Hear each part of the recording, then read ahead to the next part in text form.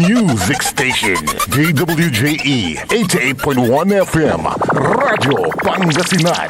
Paborito. Pumanaw ka, Jesus. Subalit ang bukal ng buhay ay bumalong para sa mga kaluluwa at karagatan ng awa ay bumugso para sa sanlibutan. O bukal ng buhay, walang hanggang awa ng Diyos, yakapin mo ang sangkatauhan at ibuhos mong ganap ang iyong sarili para sa amin. O banal na dugo at tubig na dumaloy mula sa puso ni Jesus bilang bukal ng awa para sa aming lahat. Ako ay nananalig sa iyo. Banal na Diyos, banal na puspos na makapangyarihan, banal na walang hanggan, maawa po kayo sa amin at sa buong mundo. Banal na Diyos, banal na puspos na makapangyarihan, banal na walang hanggan, maawa po kayo sa amin at sa buong mundo. Banal na Diyos, banal na puspos na makapangyarihan, banal na walang hanggan, maawa po kayo sa amin at sa buong mundo. Amen. O Jesus, Hari ng awa, kami ay nananalig sa iyo.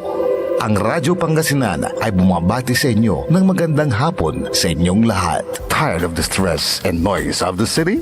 And looking for the perfect getaway? Good thing there's JMax Resort Hotel. Cozy rooms, a refreshing pool, and a peaceful escape for the whole family. Whether you are on a trip, a barkada outing, or even solo retreat, JMax Resort Hotel is the perfect destination. So pack your bags, leave the stress behind, and discover the place where relaxation meets comfort. JMax Resort Hotel, your perfect place for any kind of occasions. JMax Resort Hotel is located at Villanueva Street, Poblacion Norte, Santa Barbara, Pangasinan. For inquiries, you may call at 0947-980-3263 or 075-636-8479. JMax Resort Hotel.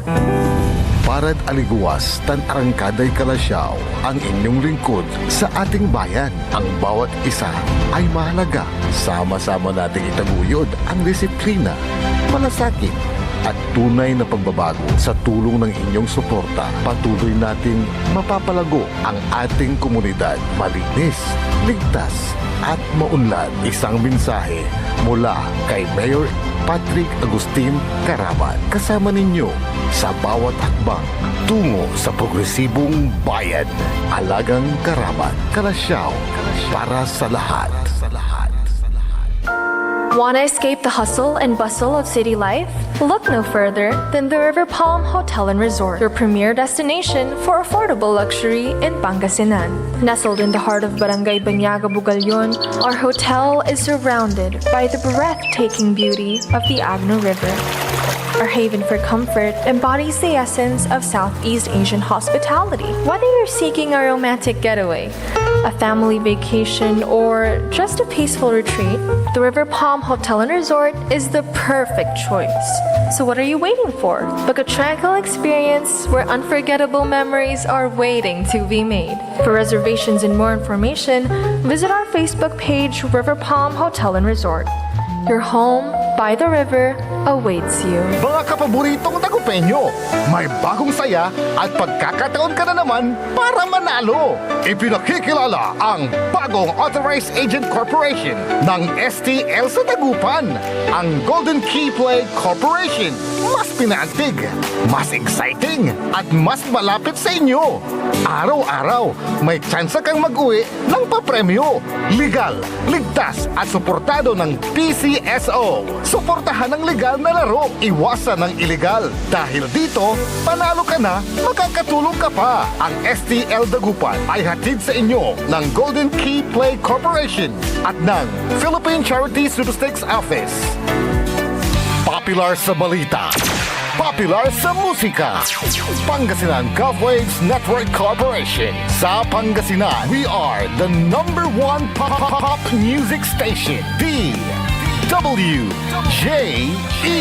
88.1 FM, Radyo Pangasinan. Paboritong ang kabataan at matatanda. Paboritong pakinggan sa bus, tricycle, jeep at mga opisina. Paborito mo, paborito ko, paborito natin lahat. DWJE 88.1 FM Radyo Pangasinan. Number one pop music station. Paborito. Ang susunod na programa ay rated GP. GP? Ano yun? Garantisadong pampaborito!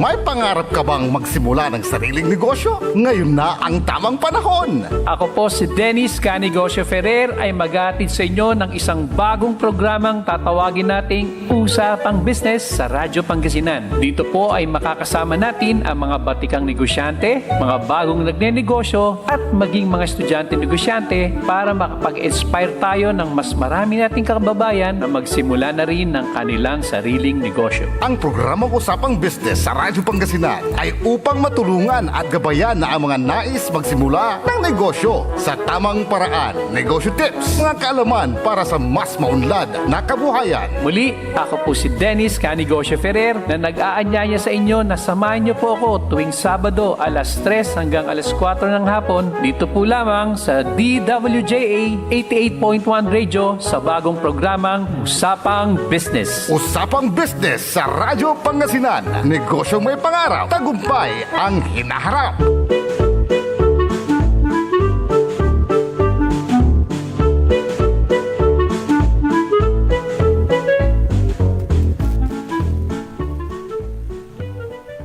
Magandang araw ng Sabado sa inyong lahat at welcome po sa isa na namang edisyon ng pinakabagong business radio program, ang Usapang Business. Dito lamang sa DWG 88.1 FM, Radyo Pangasinan at paborito.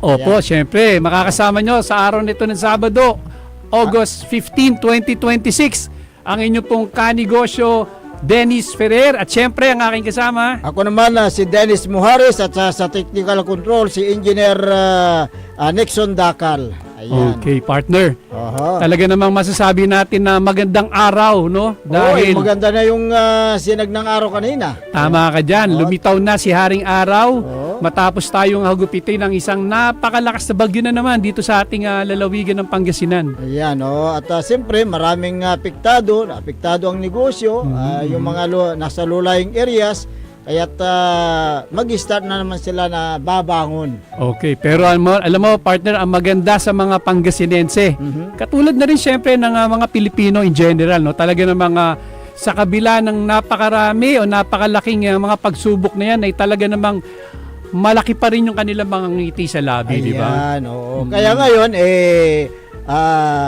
pag-usapan natin na naman ang mga negosyo, at kami po ay nagbabahagi ng kaalaman kung papaano mag-umpisa ng Negosyo, oo. At ngayon, partner, kung natatandaan nyo po, mga dear listeners and watchers po, last week pinag-usapan namin dito sa Usapang Business yung pong 10 dahilan kung bakit dapat nyo na i-consider magnegosyo. Tama, oo. Okay.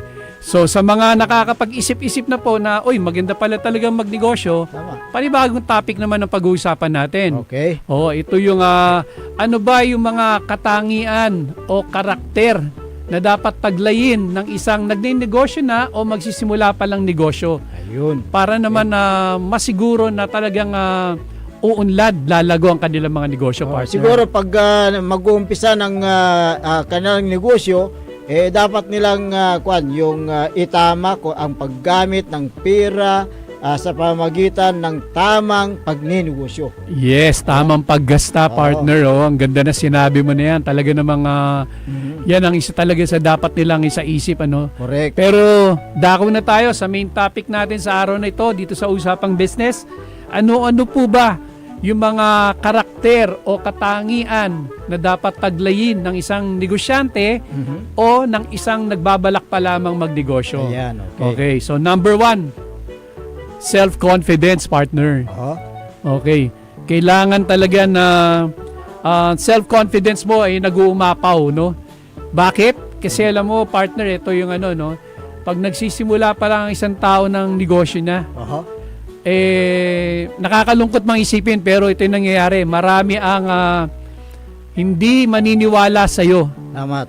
Okay? So may pagdududahan ka Buti sana kung duda lang, pero yung karamihan dyan ay hahamakin ka pa, lilibaking ka. Wala mangyayari sa negosyo na yan. Wala, babagsak Pero yan. kailangan mong balansehin. Yes, oh. Yung kailang sinasabi at tignan mo, pag-aralan mo kung tama ba yung kailang sinasabi o hindi. Yes, diyan papasok, partner, yung self-confidence. Self-confidence, ayan. Self-confidence, no? Dapat kasi talagang bilang isang negosyante, dapat mayroon kang malaking tiwala sa iyong sariling kakayahan. Ayan, oo. Okay? May kasabihan, Sinasabi nilang negative, gawin mo i-apply mo ngayon. positive, oo.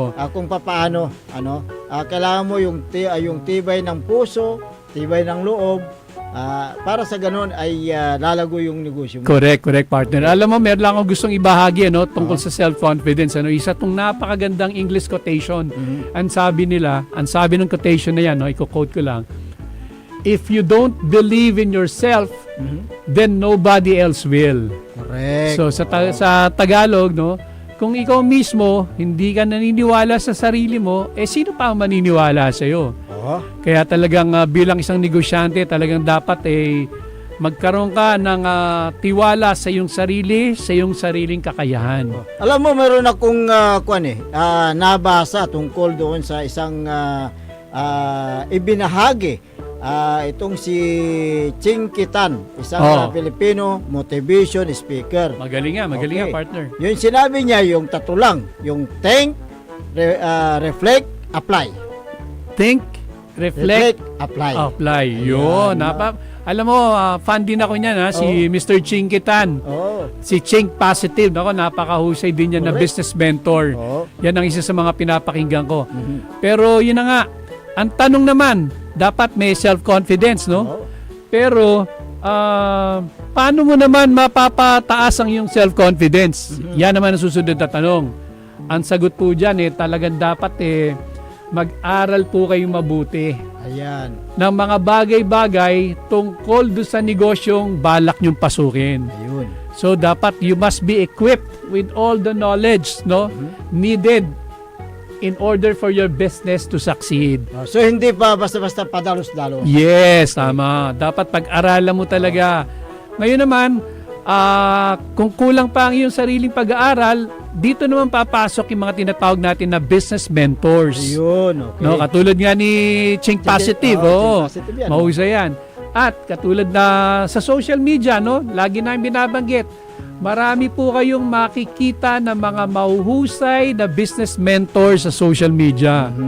Piliin nyo lamang po, maigi, yung mga susundan nyo ng mga business mentors kasi, word of advice, Correct. marami rin ngayon yung mga tinatawag na false guru, yung mga nagpe-pretend lang na nagninegosyo pero sila mismo wala namang negosyong pinatatakbo. So paano 'yan, Ayan, okay. oo. At sa pa dyan, kung tingnan yung mga ibang negosyante na very successful na ngayon, marami akong mga nakakasalamuha na mga negosyante, bakit sila nagsasucceed sa kailang negosyo?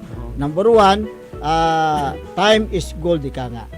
Well, ganda ng sinabi mo, partner. Time is gold.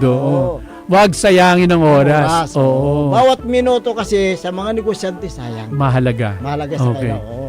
Okay, so partner, dumako naman tayo sa number 2. Characteristic na dapat taglayin ng isang nagninegosyo o balak magnegosyo.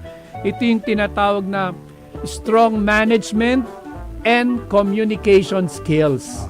Okay? So dapat daw kung kayo ay magninegosyo o nagninegosyo na, pag-usayan nyo yung pagmamanage ng inyong negosyo at bukod pa dyan, yung communication skills, napakahalaga niyan, Kasi syempre, unang-una, strong management skill.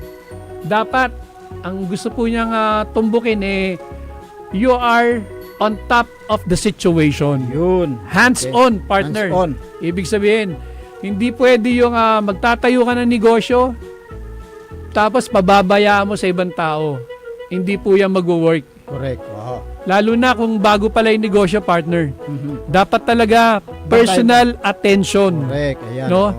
Attention to details ng nagnenegosyo. Hindi po pwedeng yung tayo dito, pagkatapos kuha ka ng magmamanage, no?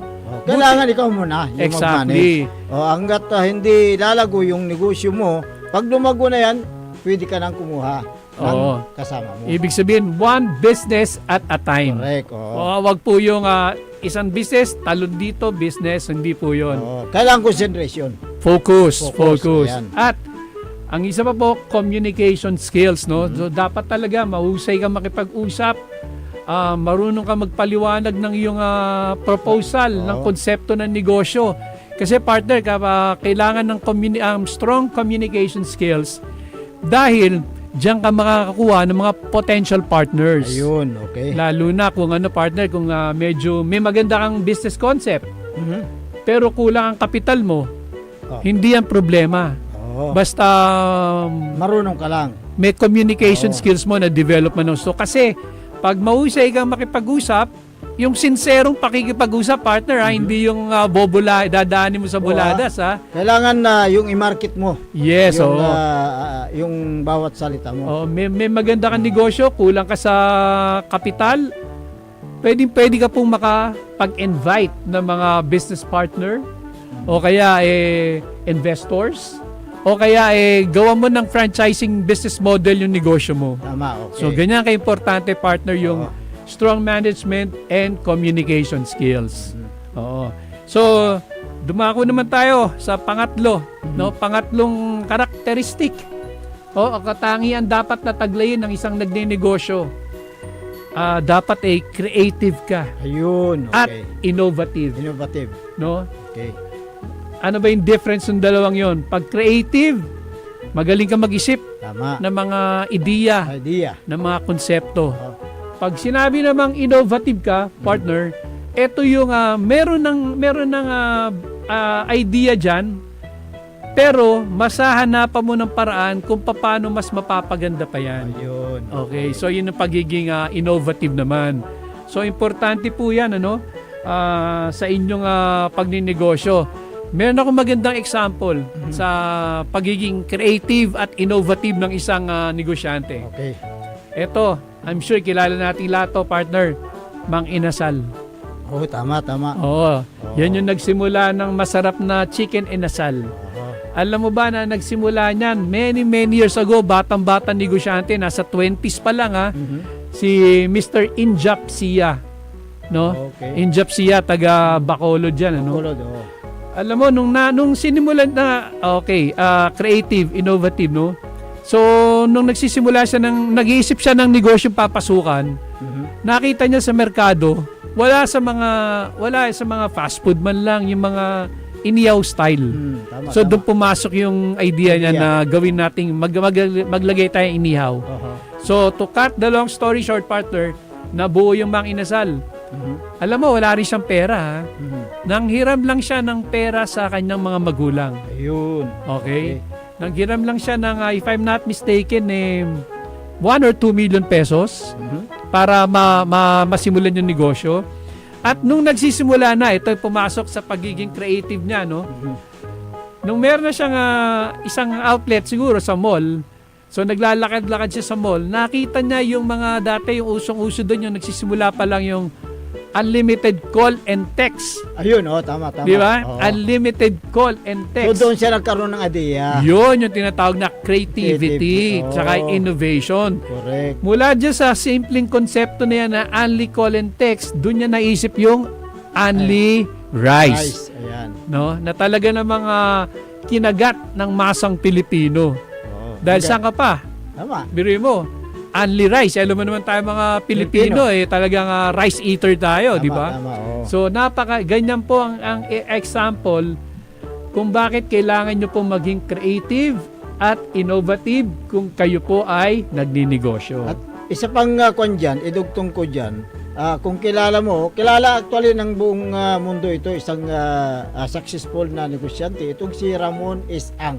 Of course. Sino Ayan. ba? San Miguel. San Miguel. Okay. Alam mo, itong si Ramon S. Ang, kwan ito, isang working student. Okay. Diba?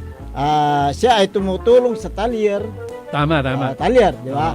At tapos nung nagbibinta siya ng mga pisa, Yes. doon nakilala ngayon ng business tycoon din na yung late si Danding Huangco. Huangco. Oo. Yes, So yes, napagkatiwalaan siya ngayon. Yes. Oo, alam mo, na ang ganda ng binanggit mo example niya, partner ha. Ang tawag naman diyan, integrity. Oo. Integrity. Correct. Oo. Integrity. Yan ang naging puhunan nung sinasabi ni partner Dennis dito na dati lang siyang mababa lang ang Mababa pwesto lang. niya. Oo, yung konsert, tumutuloy sa Nasa talyer siya. Talyer, Oo. Dahil siya ay mahusay. Mahusay sa kanyang ginagawa at may integridad siya. Nakitaan siya ng potensyal ni Mr. Danding Huangco na kinuha siya, pinagmanage siguro ng maliit na negosyo, unti-unti lumalaki yung binibigay sa kanyang responsibilidad. At binigay sa kanya yung Northern Cement. Yes, oo. Hanggang Doon sa nagsimula. San Miguel. Ayan. Oo, ngayon talaga namang bilyonaryo yan. Oo. Pero partner, ano ba ibig sabihin ng salitang integrity Ayan, o okay. integridad? Oh, siyempre, oo. Ito yung ang ibig sabihin po nito, yung integrity, no? Is doing what is right Tama. even when no one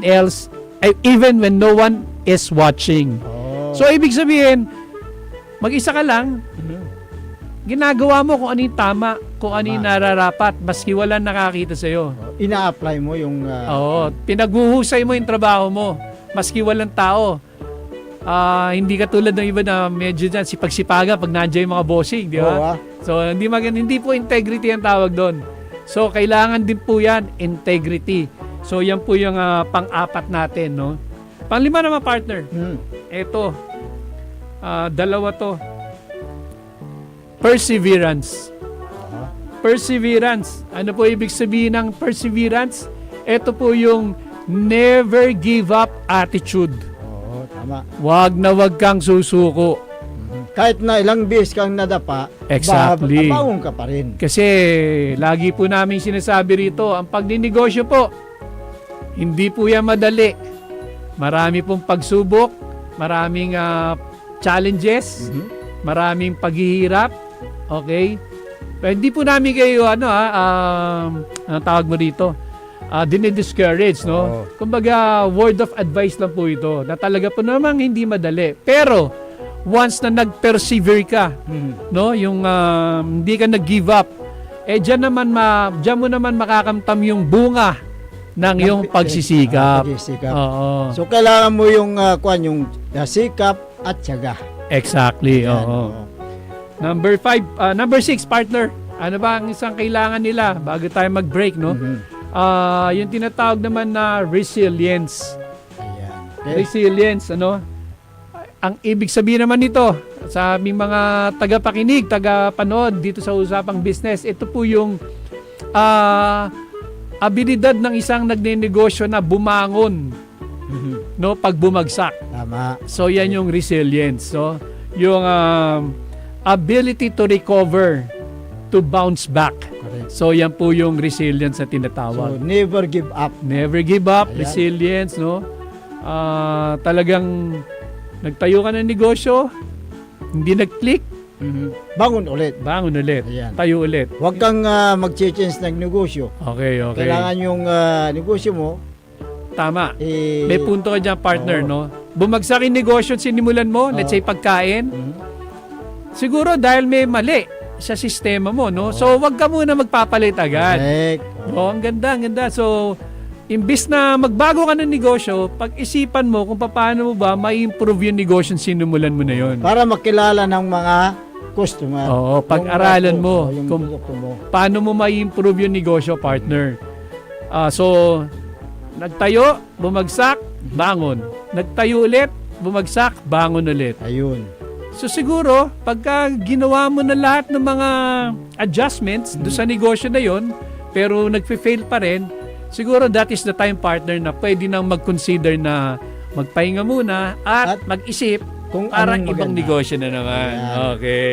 Kailangan mong tignan kung ano ang pangangailangan doon sa mismong community mo. Doon Okay, sa area okay. mo. Yes, na yes, pwedeng mai-market agad. Yes. Ayan, oo. Kumbaga, fine-tuning siguro ang kailangan, Oo, no? tama. Adjustment. Adjustment. Pero Wag kang basta-basta mag-give up. No? Meron akong magandang example dyan, partner eh. Magandang example to, partner ha. Si Jollibee. Oh, Ang founder ng Jollibee, si Mr. Tony Tan Kak Tiong. okay. Okay? Sinimulan niya yung isang dalawang ice cream parlor yan actually nagsimula, partner. Ice cream house, Magnolia, Tama, oh. 1975. Oh. Ngayon, sa katagalan ng panahon, bukod sa ice cream, nag-serve siya ng hamburger. Doon nag-umpisa. Doon nagsimula. Oo. Ngayon, sa paglipas ng panahon, nakikita niya, bumababa na yung benta ng ice cream, tumataas yung benta ng kanyang hamburgers. Oh, kaya doon sa nag-focus. sa hamburger. Oo. Oh. Okay. So, to cut the long story short again, partner, lumago ang Jollibee. Kasi Tama. nagustuhan nila yung lasa, pang-lasang Pinoy talaga eh, di ba? Yung nakuha niya yung taste. Tama. Ngayon, nung medyo mga 80s, paangat na si Jollibee, dito naman nagsimula dumating yung mga international food giants. Ayun. Alam mo na yung tinutukoy ko, no? Tama. Okay lang naman magbanggit kasi Kasi- para matuto sila, di ba? Sige, okay. Yung mga pumapasok na yung mga McDonald's, mga Wendy's, no? At iba pa. Alam mo, sabi sa kanya ng mga kaibigan niya at maski mga kapamilya niya, sabi niya, siguro dapat mo nang itigil ang Jollibee. Humanap na lang tayo ng ibang burger brand na imported at dalhin natin dito. Pero hindi naniwala si siyempre. Mr. Tony Tangkakchong. Oo. So doon tumatawag yung resilience, no? Siyempre, nung dumadating na yung mga giants, bumaba yung benta niya. Siyempre, susubukan ng mga tao eh. Pero, yun nga, yung resilience, no? At saka perseverance, hindi siya nag-give up.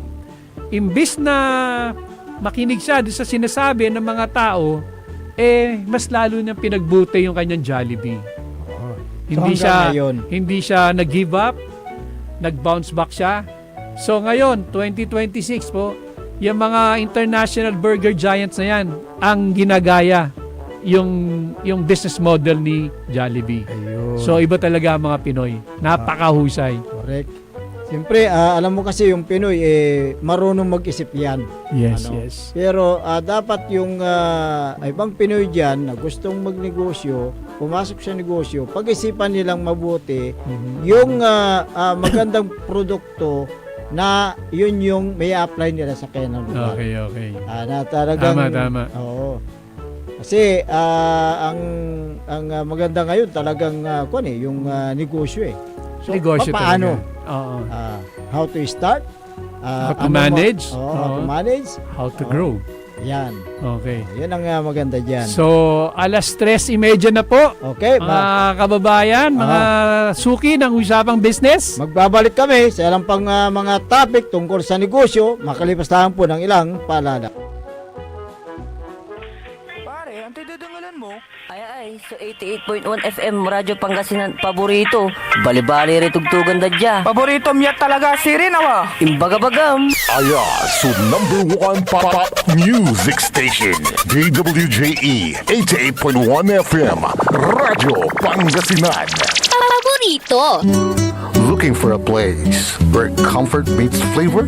Welcome to Cafe Medardo, nestled inside Coras Manor and Garden in Mapandan, Pangasinan. Your cozy escape just off the town's heart. Start your day with a rich aroma of freshly brewed coffee. Savor our signature blends, perfectly paired with warm pastries straight from the oven. Indulge our mouth-watering pasta, all and chef-inspired specialties made with love in every bite. Whether it's a casual catch-up with your friends, a family celebration, or a quiet moment just for you, Cafe Midarlo is your perfect spot to relax, connect, and enjoy.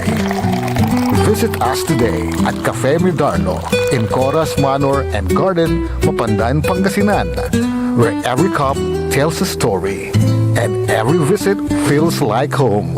Cafe Midarlo, where every sip feels special. Ika-100 taon ng pagbibigay serbisyong pangkalusugan ng Region 1 Medical Center bilang isa ng 1,500 bed capacity na ospital, mas marami pa ang mapapagaling at buhay na madudugtungan ng ospital di lamang sa Pangasinan kundi sa buong Northern Luzon sa tulong ng 12 accredited residency training programs at 13 active specialty centers nito: Cancer Center, Dermatology Center, Eye Center, Heart Center, Toxicology Center, Burn Care Unit, Center for Mental Health, Acute Stroke Unit, Geriatric Center, Infectious Disease Center, Kidney Transplant Unit, Lung Center at Trauma Center. Patuloy na mangunguna ang R1MC sa pagpapaigting at pagpapaibayo ng dekalidad na healthcare delivery hanggang sa susunod na siglo. 100 years of healing, compassion, and service. Region 1 Medical Center ang inyong partner sa kalusugan. Region 1, number 1. Asahan po ninyo ang dekalidad na serbisyo sa Region 1 Medical Center at ng Department of Health. Ito po ang inyong lingkod, Dr. Joseph Roland O. Mejia, ang inyong Centennial Medical Center Chief ng R1MC. Sa bagong Pilipinas, bawat buhay mahalaga. Mga kababayan ko sa Malasiki, ang maayos at maunlad na komunidad ay nagsisimula sa ating lahat. Makilahok sa mga programa ng ating lokal na pamahalaan, kalinisan, kalusugan, at kaayusan. Mag-segregate ng basura, sumunod sa batas trapiko, at suportahan ang mga proyekto ng barangays. Tandaan, ang pagbabago ay nagsisimula sa simpleng disiplina at pakikiisa. Sama-sama tayo para sa mas ligtas, malinis at maunlad na bayan ng Malasiki. Ang LGU at mamamayan magkaisa para sa kinabukasan. Ako po ang inyong lingkod, Mayor Alfe Soriano ng Bayan ng Malasiki. Naghahanap ka ba ng masarap, sulit at tunay na Chinese food? Tikman ang kanilang masasarap na noodles, steaming dumplings, fried rice at iba pang paborito ninyong Chinese dishes na siguradong magpapabalik-balik sa inyo. Sa bawat subo, maasahan ang kalidad, sarap at pagmamahal sa pagluluto na para bang nasa puso ka ng Chinatown. Pang pamilya, pang barkada o pang solo food trip, siguradong busog at masaya ka sa Angkong Noodle House. Angkong Noodle House, sarap na abot kamay, lasang tunay na Chinese food. Ano pang iniintay mo? Tara na, kain na sa Angkong Noodle House. Angkong Noodle House is located at the ground floor of Metro Plaza, A.B. Fernandez Avenue, Dagupan City. Also visit their branches, Bayambang, Rosales, Ordaneta, Binalonan, San Carlos City, at ang kanilang bagong bukas na sa Robinsons, Calasiao. Paborito ng kabataan at matatanda. Paboritong pakinggan sa bus, tricycle, jeep at mga opisina. Paborito mo, paborito po, paborito nating lahat. DWJE 88.1 FM Radyo Pangasinan. DWJE 88.1 FM Radyo Pangasinan.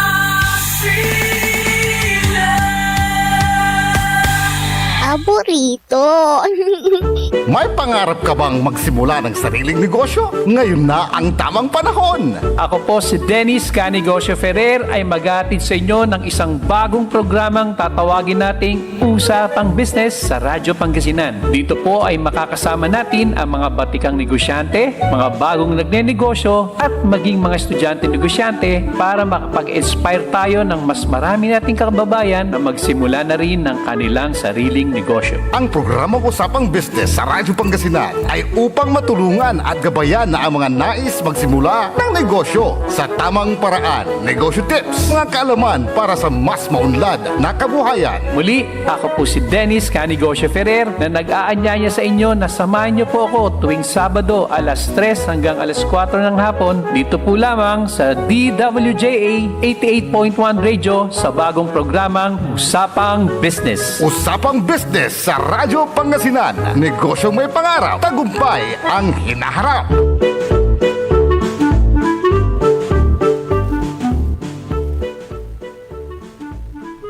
Muli po kaming nagbabalik ni original kapaborito Dennis Mojares. At ako po ang inyong negosyo, Dennis Ferrer. Dito lang po sa nag-iisang radio business program na Usapang Business. Ayan. Okay. Partner, bago tayo magpatuloy sa ating topic, no, pwede bang bumati muna tayo? Sige, yung mga nanonood sa ating Facebook Live, magandang hapon kay Christy Ramos Labisuris. Ayan, oo, ang ganda naman ang topic ninyo, sabi niya. Itong si Christy Labisuris, may negosyo rin siya. Oo, may negosyo. Baka maganda, partner, ma-invita natin siya minsan dito sa ating programa. Oo, maganda para makuha natin yung kanyang negosyo.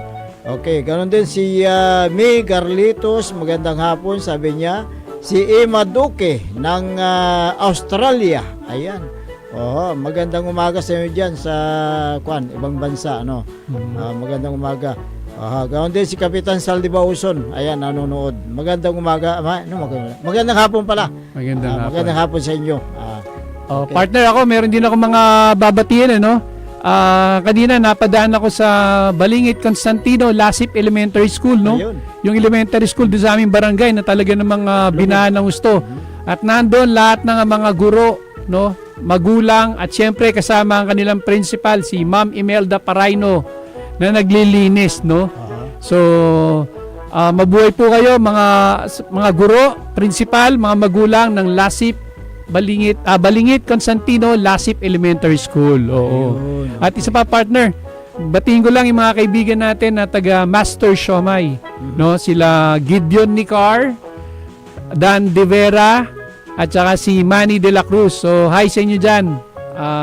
Kumusta na kayo? So, partner, pagpapatuloy na tayo. Sige. So, yung topic natin, ano, bago tayo nag-commercial break kanina, ano ba yung mga karakter o mga katangian na dapat taglayin ng isang nagninegosyo na o balak pang magnegosyo? Yun, napakaganda yan. Okay, so ang susunod nating karakter, no, yung tinatawag na willingness to take risk. So yung hindi ka takot na sumugal sa pagninegosyo. Okay. Kahit na ikaw ay nalulugi, bangon ka pa rin. Oo, tsaka yung alam mo pag nagninegosyo, partner, yung talagang ano yan yung gut feel, no? Walang kasiguraduhan, in other words, no? Walang kasiguraduhan kung magkiklik ba o hindi ang negosyo. Minsan maski anong pag-aaral ang gagawin mo, talagang merong mga challenges nga tinatawag, no? Pero ito pa isang magandang halimbawa, no, yung willingness to take risk. Napakaganda ng kwento nito, partner. Alam ko kilala natin yung isang toothpaste brand, yung Happy Toothpaste, no? Etong brand na to sinimulan to ng isang Filipino-Chinese, si Mr. Cecilio Pedro. Idol ko rin to, partner. Alam mo, yung mga negosyante na yan, talagang pinag-aaralan ko yung mga buhay nila para may matutunan tayo, no? Tama. At yun naman yung binabahagi natin sa kanila dito, di ba? So, si Mr. Cecilio Pedro, bago dumating yung Happy Toothpaste, alam mo ba ang negosyo niya? Ano yun? Siya yung nagsusupply ng mga aluminum tubes sa mga kilalang toothpaste brand nung araw. Di ba nung araw, hindi plastic yung toothpaste, aluminum yon. So yun ang business na. Meron siyang mga makina na sinusupply niya sa mga major toothpaste manufacturer, doon nilalagay yung toothpaste. So ang ganda ng negosyo, aluminum, no? Now, dumating yung panahon na kinancel ng mga sinusupply niya yung order sa kanya.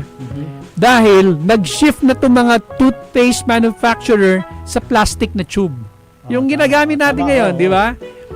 So, suma total, biglang bagsak yung negosyo ni Mr. Cecilio Pedro. Kasi wala na umorder sa kanya eh. So, can you just imagine, nag-invest siya ng milyon-milyon pera para sa mga makinarya niya, only to be told na, Mr. Pedro, hindi na po kami kukuha ng mga aluminum tubes nyo. Magpa-plastic na po kami. Patay ang negosyo, di ba? Tama, oo. Now, ito po yung tinatawag na willingness to take risk na ginawa ni Mr. Pedro. Imbis po na panghinaan ng loob, isara negosyo, malugi, nagpunta po siya sa bansang Japan para mag-aral kung paano mag-manufacture ng kanyang sariling toothpaste brand. At dito na nga lumabas yung Happy Toothpaste. So, napakaganda, di ba? Kumbaga, talo na yung negosyo. Kumbaga, good as lugi na yan. Pero dahil nag-take siya ng risk, sino ba naman partner ang lalaban sa mga higante? Wala. Diba? Mga pero, hindi na natin babanggitin yung mga higanting toothpaste na yan. Yun sinasabi natin na nag-take siya ng risk. No? Binangga niya yung mga higanting toothpaste manufacturer. Parang nangyari, David versus Goliath eh. Pero dahil nag-take siya ng risk, pumatok din naman si Happy Toothpaste. At yan talagang 100% Pinoy company. Ayun. Oo. Okay. Ganda, di ba, partner? Oo. At siyempre, meron din akong kaibigan na ang asawa nito teacher eh. Pero nung nag-start sila doon sa kailang maliit na karinderya, kambingan actually eh. Okay. Maliit lang yan. Itong si Joseph Biray. Nung nag-click yung kailang negosyo, yung asawa niyang teacher, nag-resign. Okay. nag-resign. Saan ba matatagpuan yung kambingan na yan? Mukha pwede natin pasyalan niya, partner. Pwede. Dyan sa may Divinencia Highway. Oo. Nag-click. Pasyalan natin yan. Oo. Kaya't, sa pagninegosyo, mag-start ka sa maliit hanggang mapalago mo. Mag-take ka ng risk, partner. Yan, tama. So, susunod naman pong karakter, no? Ito po, napaka-importante po nito. Bukod po sa integridad, importante pa po ito. Honesty, partner. Dapat pag nagne-negosyo ka, honest ka talaga. Tama. Honest ka para pagkatiwalaan ka ng mas maraming tao. Napakahalaga po ng honesty o ipagiging tapat mo. Tapat. Oo. Sa pakikipag-negosyo. Sa mga supplier mo, sa mga tao mo, Tama.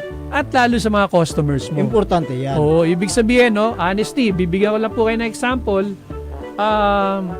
Isang aspeto mo ng pagiging honest sa negosyo. Huwag nyo pong dadayain. Halimbawa, yung sangkap. Di ba? Kumbaga, babawasan mo yung sangkap para makatipid ka, pero magsasuffer naman yung quality ng produkto mo, partner. So, hindi maganda yun. Dapat maging honest ka sa mga customers mo. Tama. At isa pang maganda aspeto, partner, pagiging honest, sa mga mo naman, sa mga suppliers mo naman, dapat honest ka. Kumbaga, talagang usually kasi, partner, nagbibigay ng terms siya mga yan eh. Di ba? Sa mga sinusupply nila, may terms yan eh. Tama. So, dapat kung dumating na yung takdang panahon na dapat magbayad ka na, syempre, ine-expect na rin ng mga supplier mo yon yung bayad mo, pero medyo kulang pa yung budget mo, pambayad, dapat maging honest ka. Nasabihin mo sa kanila na pwede bang i-extend natin to ng 1 week, 1 month, and so on and so forth. Para naman, makapaggawa rin ng diskarte yung supplier, di ba? Tama. Kasi sabi nga nila, partner, ang pagninegosyo, parang kanta daw yan ni Sarah Geronimo eh. Di ba? Yung capital mo ikot-ikot lang, ikot-ikot. Di ba? Natawa ka, partner. Paikot-ikot lang yan. Oo. So, kinakailangan mo talaga na pag may nagtiwala sa iyo na mga supplier, kailangan na kapag hindi ka nakabayad o hindi ka makabayad, makiusap ka na lang. Maging honest tayo. Honest tayo sa ating mga supplier, sa tao. Tapos paano naman sa tao, partner? Paano sa mga empleyado natin? Paano natin makikita yung pagiging honesty natin? Honest natin, I'm sorry.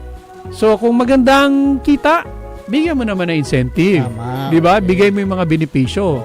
Pagka medyo medyo mababa ang benta, di sabihin mo rin, maging honest ka rin sa kanila na pagpasensyahan nyo na, wala muna tayong incentive, no? Dahil medyo mababa ang benta, bawi na lang tayo. Tama. At least alam ng mga tao, ng mga empleyado na kung ano yung sitwasyon ng negosyo.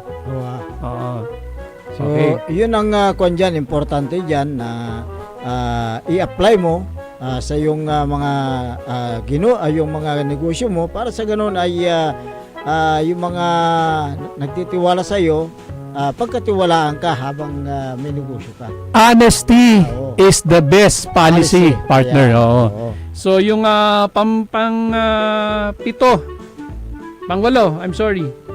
pangwalo, nakatangian dapat na taglay ng isang nagnenegosyo o magnenegosyo pa lang, dapat po kayo ay proactive. Ayun. No?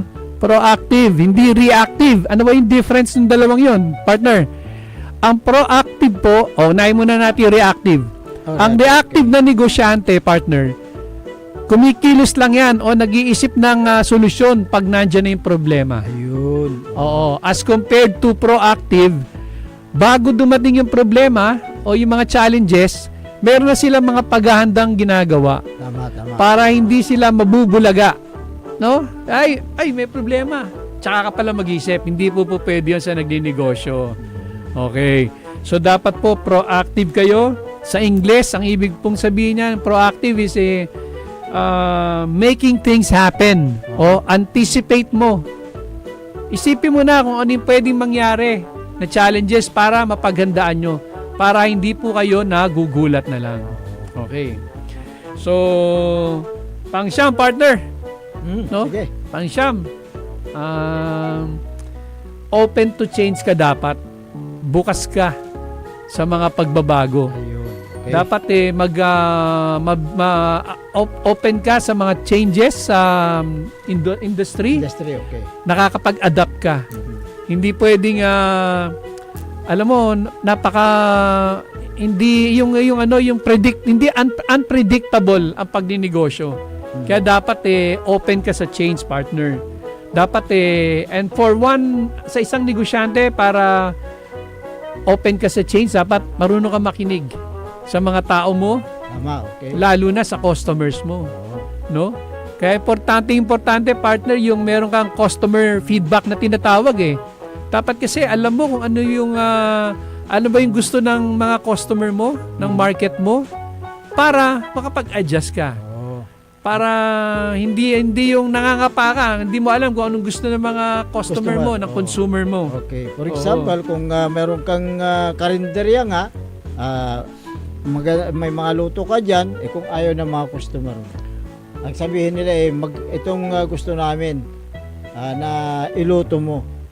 Tama, so, kung partner. ano yung gusto ng customer, yun ang susundin mo. Okay.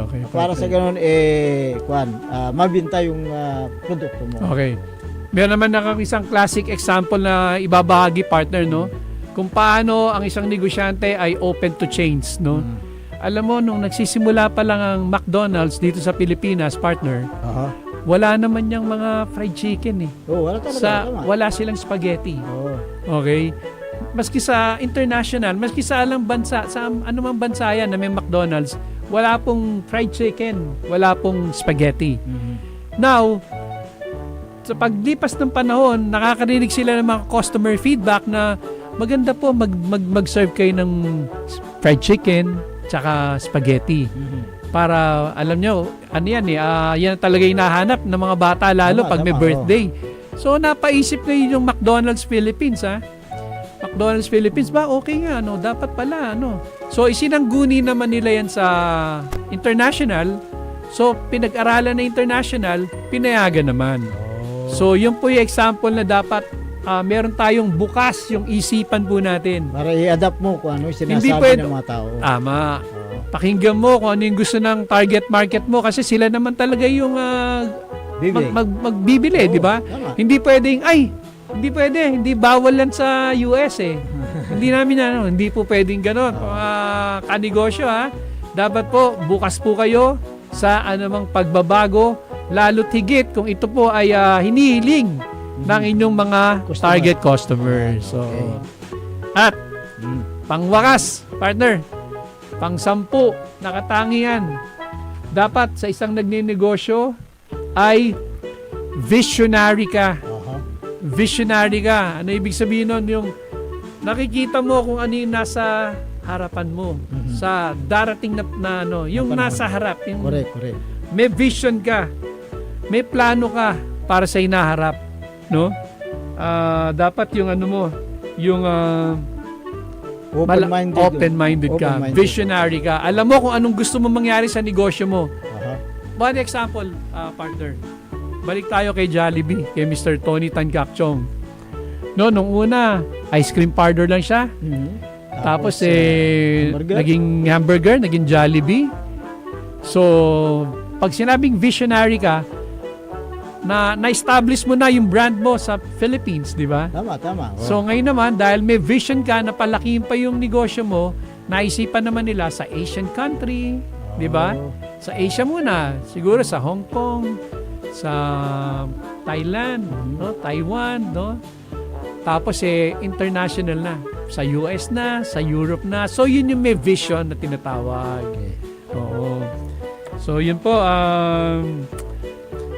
mga kanegosyo, no? Yung pong 10 karakteristik o katangian na dapat taglayin nyo kung kayo po ay nagninegosyo na o balak pa lang po magnegosyo. Isa-isayin natin, partner. Okay, sige. Parang summary lang, no? Self-confidence, strong management and communication skills, creative kayo dapat at innovative, no? Meron kayong perseverance, no? Never give up. Tsaka resilient kayo dapat. Ibig sabihin, pag nabigo, bangon lang. Bigo, bangon. Okay? Tapos dapat handa po kayong mag-take ng risk. Huwag po kayong matakot. Huwag po kayong matakot. Pag natakot po kayo sa pagninegosyo, yan na po ang talagang wala po mangyayari. No? Never give up. Never give up. Ayan. Tapos dapat honest po kayo sa pakikipag-deal sa mga tao nyo, supplier nyo, at sa mga customers nyo. At integridad, napaka-importante po niyan. Ramon S. Ang, integridad, di ba? Talagang maski walang nakatingin, partner, talagang pinag-uhusay niya yung trabaho niya. At alam mo si Ramon Ang kasi kung hindi ako nagkakamali, mechanical engineer. Yes. Sa FEU. Yes. Talagang nag-research ka sa buhay ni Ramon S. Ang, partner, ha? Talaga namang, okay. Tapos, dapat po, pag nagninegosyo po kayo, proactive. Hindi po reactive. So, isipin nyo na po kung ano yung posibleng mangyari na problema sa inaharap para po mapaghandaan nyo na po ito. Hindi po yung nandyan yung problema, tsaka lang po kayo kikilos. Okay? Bukas po kayo sa mga pagbabago, open to change, no? McDonald's, classic example. Sila po yung narinig nila sa mga customers nila na gusto nila ng spaghetti, fried chicken. Pinag-aralan nila, idinulog nila sa McDonald's International dahil open sila sa change, open din naman sa change yung McDonald's International. So, inaprubahan. So, ngayon, malaking benta nila. Fried chicken at spaghetti. Bukod sa hamburger, syempre. Okay. At last but not the least, dapat po, malayo po yung inyong paningin, no? Pag nagninegosyo po tayo, pag nasimulan na po natin, medyo napalago, pag-isipan siguro natin kung paano pa natin siya mapapalago. Paano natin siya mapaparami. So, dapat meron po kayong plano sa hinaharap. Vision. May vision po kayo, kaya visionary. So there you have it, mga kanegosyo, no?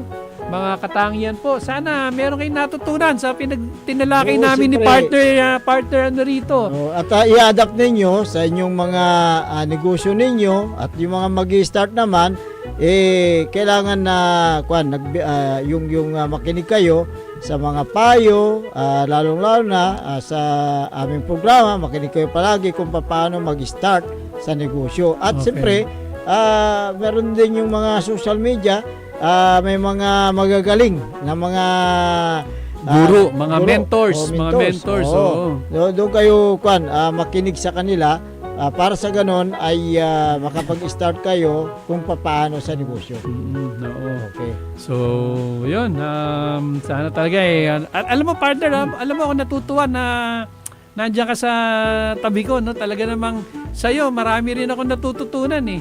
Ganun din sa akin. Sa'yo. So, Marami akong natutunan. Kahit hindi ako negosyante, doon sa mga sinasabi mo, talagang pumapasok sa aking isipan na, maganda palang magnegosyo. Oo, and I'm sure pagka medyo malapit na yan, magbi-business na si kapaborito Dennis Mojares. Kahit na wala tayong puhunan, isipan natin kung ano yung maganda na negosyo na talagang patok naman sa mga tao. Yes. So, yun po talaga dapat yung sino ba yung target market mo? Ayan. Na gusto mong mga bata ba yan?